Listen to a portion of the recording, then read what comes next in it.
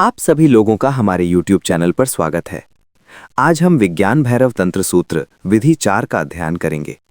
Video शुरू कर से पहले हमारे चैनल को सब्सक्राइब जरूर करें। तो चलिए शुरू करते हैं। तंत्र सूत्र विधि 4। या जब श्वास पूरी तरह बाहर गई है और स्वयं ठहरी है, या पूरी तरह भीतर आई है और ठहरी है, ऐसे जागतिक विराम के क्षण में व्यक्ति का क्षुद्र अहंकार विसर्जित हो जाता है। केवल अशुद्ध के लिए ये कठिन है, लेकिन तब तो ये विधि सबके लिए कठिन है, क्योंकि शिव कहते हैं कि केवल अशुद्ध के लिए कठिन है। लेकिन कौन शुद्ध है? तुम्हारे लिए ये कठिन है, तुम इसका अभ्यास नहीं कर सकते, लेकिन कभी अचानक इसका अनुभव तुम्हें हो सकता है। तुम कार चला रहे हो और अचानक तुम्हें लगता है कि दुर्घटना होने जा रही है। श्वास बंद हो जाएगी। अगर वो बाहर है तो बाहर ही रह जाएगी, और भी अगर वो भीतर है तो वो भीतर ही रह जाएगी। ऐसे संकट काल में तुम श्वास नहीं ले सकते, तुम्हारे बस में नहीं है। सब कुछ ठहर जाता है, विदा हो जाता है। ये जब श्वास पूरी तरह बाहर गई है और स्वतः ठहरी है, या पूरी तरह भीतर आई है और ठहरी है, ऐसे जागतिक विराम के क्षण में व्यक्ति का क्षुद्र अहंकार विसर्जित हो जाता है। तुम्हारा क्षुद्र अहंकार दैनिक उपयोगिता की चीज है। संकट की घड़ी में तुम उसे नहीं याद रख सकते। तुम जो भी हो, नाम, बैंक बैलेंस, प्रतिष्ठा, सब ओझिल हो जाता है। तुम्हारी कार दूसरी कार से टकराने जा रही है। एक क्षण और मृत्यु हो जाएगी। इस क्षण में एक विराम होगा।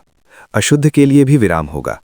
ऐसे क्षण में अचानक श्वास बंद हो जाती है, और उस क्षण में अगर तुम बोधपूर्ण हो सके तो तुम उपलब्ध हो जाओगे। जापान में ज़ेन संतों ने इस विधि का बहुत उपयोग किया, इसीलिए उनके उपाय अनूठे हैं, बेतुके और चकित करने वाले होते हैं। उन्होंने बहुत सी ऐसी चीजें की हैं जिन्हें तुम सोच भी नहीं सकते। एक गुरु किसी को घर के बाहर फेंक देगा, अचानक और अकारण गुरु शिष्य को चांटा मारने लग जाएगा। तुम गुरु के साथ बैठे थे और अभी तक सब कुछ ठीक था। तुम गपशप कर रहे थे और वो तुम्हें मारने लगा ताकि विराम पैदा हो। अगर गुरु सकारण ऐसा करे तो विराम नहीं पैदा होगा। अगर तुमने गुरु को गाली दी होती और गुरु तुम्हें पीटता तो पीटना सकारण होता है। तुम्हारा मन समझ जाता कि मेरी गाली के लिए मुझे मार लगी।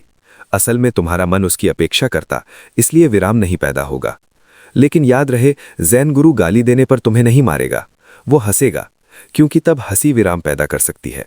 तुम गाली दे रहे थे, अनाप शनाप बक रहे थे और क्रोध का इंतजार कर रहे थे, लेकिन गुरु हंसना या नाचना गुरु कर देता है। ये अचानक है और इससे विराम पैदा होगा। तुम उसे नहीं समझ पाओगे, और अगर नहीं समझ सके तो मन ठहर जाएगा, और जब मन ठहरता है तो श्वास भी ठहर जाती है। दोनों ढंग से घटना घटती है। अगर श्वास रुक जाती है या अगर मन रुकता है तो श्वास रुक जाती है। तुम गुरु की प्रशंसा कर रहे थे, तुम अच्छी मुद्रा में थे और सोचते थे कि गुरु प्रसन्न नहीं होगा, और गुरु अचानक डंडा उठा लेता है और तुम्हें मारने लगता है, वो भी बेरहमी से, क्योंकि ज़ैन गुरु बेरहम होते हैं। वो तुम्हें पीटने लगता है और तुम समझ नहीं पाते हो कि क्या हो रहा है। उस क्षण मन ठहर जाता है, विराम घटित होता है, और अगर तुम्हें विधि मालूम है तो तुम आत्मोपलब्ध हो सकते हो। अनेक कथाएं हैं कि कोई बुद्धत्व को उपलब्ध हो गया जब गुरु अचानक उसे मारने लगा था। तुम नहीं समझोगे, क्या ना समझिए।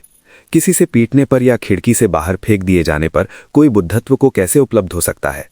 अगर तुम्हें कोई मार भी डाले तो भी तुम बुद्धत्व को उपलब्ध नहीं हो सकते। लेकिन अगर इस विधि को तुम समझते हो तो इस तरह की घटनाओं को समझना आसान होगा। पश्चिम में पिछले 30-40 वर्षों के दरमियान ज़ैन बहुत फैला है, फैशन की तरह है। लेकिन जब तक वे इस विधि को नहीं जानेंगे, वे ज़ैन को नहीं समझ सकते। वो इसका अनुकरण कर सकते हैं, लेकिन अनुकरण किसी काम का नहीं होता है, बल्कि वो खतरनाक है। ये चीज़ अनुकरण करने की नहीं है। समूची ज़ैन विधि शिव की चौथी विधि पर आधारित है।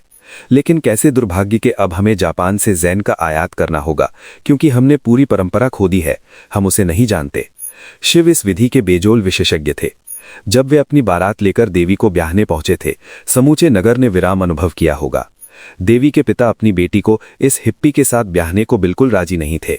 शिव मौलिक हिप्पी थे, देवी के पिता उनके बिल्कुल खिलाफ थे। कोई भी पिता ऐसे विवाह की अनुमति नहीं दे सकता है, इसीलिए हम देवी के पिता के खिलाफ कुछ नहीं कह सकते। कौन पिता शिव से विवाह की अनुमति देगा? और तब देवी हटकर बैठी और उन्हें अनिच्छा से खेदपूर्वक अनुमति देनी पड़ी, और फिर बारात आई। कहा जाता है कि शिव और उनकी बारात देखकर लोग भागने लगे। समूची बारात मानो LSD, मारिजुआना, भांग और गांजा जैसी चीजें खाकर आए थे। लोग नशे में चूर थे। सच तो यह है कि LSD और मारिजुआना आरंभिक चीजें हैं। शिव और उनके दोस्तों और शिष्यों को उस परम मनोमय का पता था जिसे वो सोमरस कहते थे। एल्डोस हक्सले ने शिव के कारण ही परम मनोमय को सोमा नाम दिया है। वे मतवाले थे, नाचते थे, गाते थे, चीखते चिल्लाते थे, समूचा नगर भाग खड़ा हुआ। अवश्य ही विराम का अनुभव हुआ होगा। अशुद्ध के लिए कोई भी आकस्मिक, अप्रत्याशित, अविश्वसनीय चीज विराम पैदा कर सकती है, लेकिन शुद्ध के लिए ऐसी चीजों की जरूरत नहीं है। शुद्ध के लिए तो हमेशा विराम उपलब्ध है। विराम ही विराम है। कई बार शुद्ध चित्त के लिए श्वास अपने आप ही रुक जाती है। अगर तुम्हारा चित्त शुद्ध है, शुद्ध का अर्थ है कि तुम किसी चीज की कामना नहीं करते, किसी के पीछे भागते नहीं, मौन और शुद्ध है, सरल और शुद्ध है, तो तुम बैठे रहोगे और अचानक तुम्हारी श्वास रुक जाएगी। याद रखो कि मन की गति के लिए श्वास की गति आवश्यक है। मन के तेज चलने के लिए श्वास का तेज चलना आवश्यक है।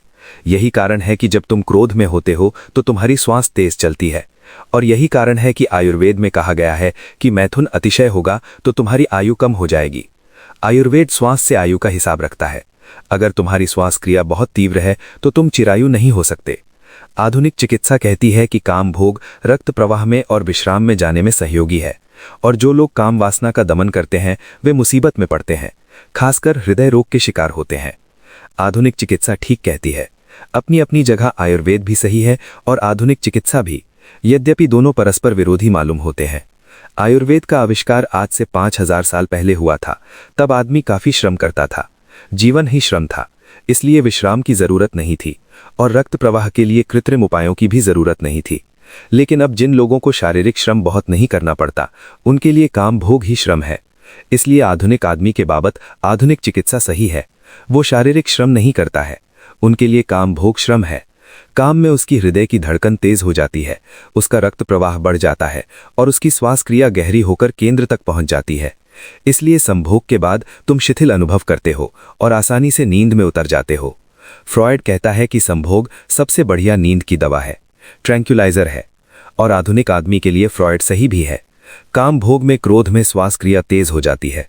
काम भोग में मन वासना से, लोभ से, अशुद्धियों से भरा होता है। जब मन शुद्ध होता है, मन में कोई वासना नहीं होती है, कोई चाह, कोई दौड़, कोई प्रयोजन नहीं होता है। तुम कहीं जा नहीं रहे होते हो, तुम निर्दोष जलाशय की तरह अभी और यहीं ठहरे हुए होते हो। कोई लहर भी नहीं होती है। तब श्वास अपने आप ही ठहर जाती है, अकारण। इस मार्ग पर क्षुद्र अहंकार विसर्जित हो जाता है और तुम उच्च आत्मा, परमात्मा को उपलब्ध हो जाते हो।